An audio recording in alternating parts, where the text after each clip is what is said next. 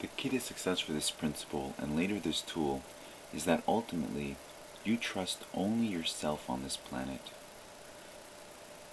By looking and addressing yourself in the mirror, you are addressing the only person on the planet that you trust entirely and that you will always answer truthfully. 2.7. You are your brother.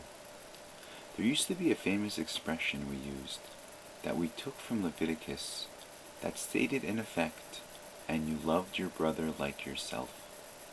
And something tells me that at one point these words were enough for people. I think, from what I gather about life, even as little as perhaps 50 years ago, people actually were able to live with this concept and internalize it so that they truly did love their brother. Of course, that period of time was filled with tumultuous activities, and it's hard to say, short of Apple Computer, what exactly came out of that period in our history. But then something happened, and with these things, it doesn't happen overnight. Rather, it seems that slowly people began focusing more on "you should love ... as yourself," leaving out the brother part. Let's revisit this premise and try to sum it up. You are your brother. You're not like him.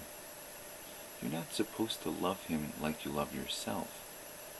That concept is a little off because it leaves room for you to declare that in fact you don't even love yourself that much, which will in turn leave you deciding that it's not mandatory to love your brother.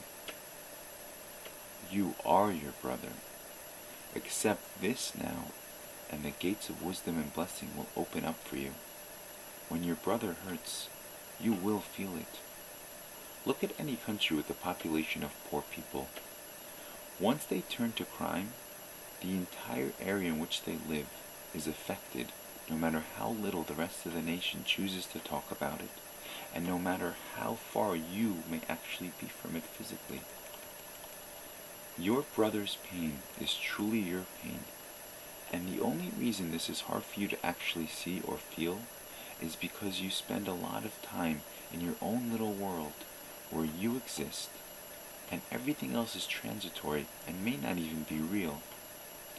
Understand this now.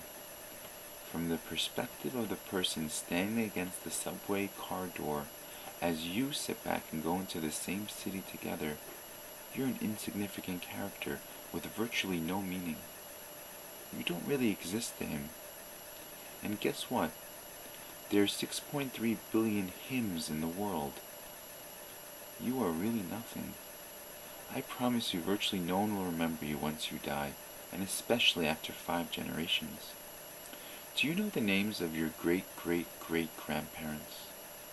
And trust me when I tell you, they were real people just like you, and they lived complete lives in their eyes, with friends and families, celebrations, achievements, and milestones. And you know nothing about them or their lives. Similarly will occur to you. The only way to circumvent this tear in the universe, the only way to actually have a part in the universe despite your gross insignificance, is by accepting that you are in fact your brother in all aspects. His pain is your pain. His success is your success. His money is your money. You are here to do everything in your power to make sure that your brother truly succeeds in life and has everything he needs to live. Anything short of this, and you are lying to yourself and the world around you. You would be claiming otherwise, that you exist and he doesn't. If you both equally exist, it is your responsibility to take care of him in any way you can, be it financially, be it spiritually, be it emotionally, or even just with a simple smile physically. Make your life about serving him, and you will eventually begin to have a real life. And this will ultimately benefit you, as we've seen throughout history, that people who dedicate their lives to helping others are actually remembered for good by most, and leave a positive imprint on this place. And could any one of us ask for more than that?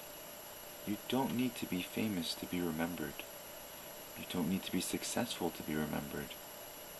You don't need money or power to be remembered. You just need to decide that from this point on, you will make it your mission in life to positively affect each and every person you encounter on any level for as long as possible without any thought of reward. This is the key to eternal life.